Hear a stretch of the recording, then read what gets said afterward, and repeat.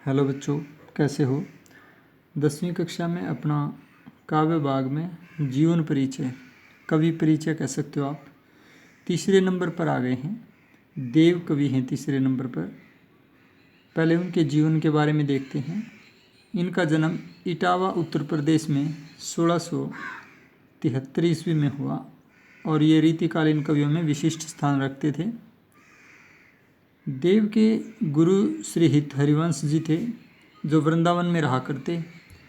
देव जो है वो आश्रयदाता कवियों की श्रेणी में आते हैं, यानी आश्रय प्राप्त करता, जो किसी राजा के यहाँ पर कवि का काम करते थे। तो लेकिन वे किसी भी राजा या नवाब के यहाँ अधिक समय तक नहीं टिक सके, तो इससे ये भी स्पष्ट है कि उन्होंने अनेक राजाओं के यहाँ पर आश्रय ग्रहण किया। और आजम शाह, राजा सीताराम, कुशल सिंह, राजा भोगीलाल आदि के यहाँ उन्होंने आश्रय प्राप्त किया। देव देवसरिया ब्राह्मण थे। उनके जन्म के बारे में एक उक्ति है जो उसका प्रमाण है। देवसरिया कवि देव को नगरीटावो वास। और उनका पूरा नाम जो है वो देवदत्त द्विवेदी था। देव के अनेक आश्रयदाताओं में से एक औरंगजेब के पुत्र आजम शाह भी थे। देव को सबसे अधिक संतोष और सम्मान जहाँ से मिला वो आश्रयदाता थे बोगीलाल। बोगीलाल ने उनकी कविता पर रीझ करके उन्हें लाखों की संपत्ति दान कर दी थी। अपनी लाखों की संपत्ति देव को दी थी, तो सबसे ज़्यादा सम्मान देव को यहीं से मिला था। इसके बाद है उनका साहित्यिक परिचय।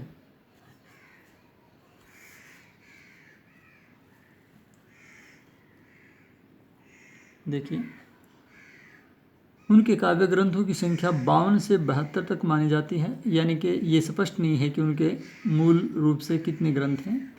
उनके ग्रंथों की संख्या की अनिश्चितता का कारण ये है कि वो पुरानी रचनाओं में ही थोड़ा बहुत हेरफेर करके नया ग्रंथ बना देते थे, और इसी से ये कन्फ्यूज़न है कि उनके ग्रंथों की सही संख्या क्या है। फिर भी कुछ प्रमुख ग्रंथ देखिए: रस विलास, भाव विलास, कुशल विलास, काव्य रसायन, सुजान विनोद, समिल विनोद, जयसिंह विनोद, प्रेमचंद्रिका, अष्टयाम, वैराग्य शतक, देवचरित्र, देवमाया, भवानी विलास आदि देव के महत्वपूर्ण ग्रंथ माने जाते हैं। और उनका निधन, उनका देहावसान 1767 ईस्वी में माना जाता है। साहित्यिक विशेषताएं देखिए, इसको हमने साहित्यिक परिचय को हम रचनाएं इस नाम से भी रख सकते हैं, यानी उनका साहित्य क्या है तो रचनाएं, और साहित्यिक विशेषताओं में रचनाओं का विषय क्या है वो आता है। तो देखिए साहित्यिक विशेषताएं। देव रीतिकालीन कवि हैं।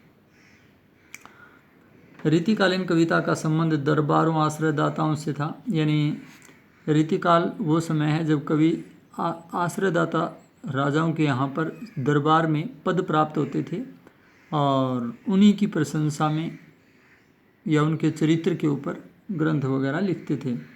इसी कारण से काव्य दरबारी संस्कृति का सुंदर चित्रण इसमें हुआ है।